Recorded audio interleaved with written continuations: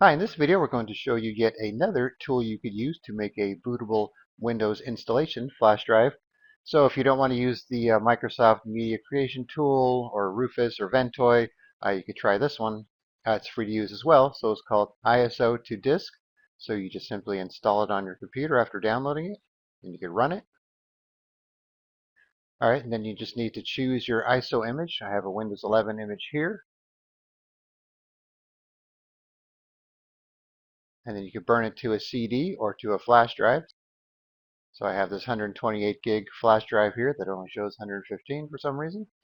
And then you could choose if you're doing MBR or GPT. So if you're doing older BIOS, you'd pick MBR. If you're doing a newer UEFI, you'd use GPT.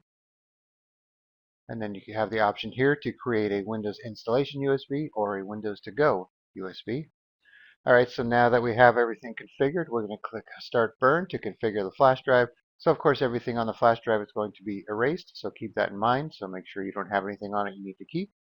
We have some options here too if you want to manage drivers in winpe, which we're not going to be worrying about. All right, so we're going to click on Start Burn. So it tells you everything's going to be destroyed, so we'll click on Yes.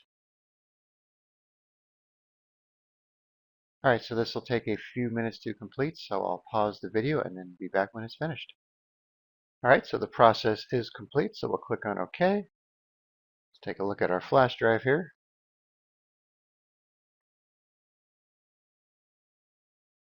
All right, so it looks like a typical Windows installation flash drive. We have our setup.exe and all our other supporting files. Okay, so what I'm going to do now is take this flash drive and insert it in another computer, and then we'll see if it boots up to install Windows. So we'll be right back. All right, so we have a Windows logo there, so that's a good sign.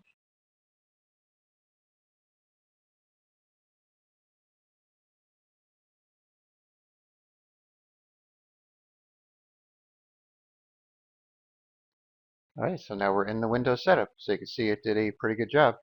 All right, so there is another option when it comes to creating your Windows installation media. All right, so I will put a link in the description where you can download ISO2Disk, and then you can try it out for yourself.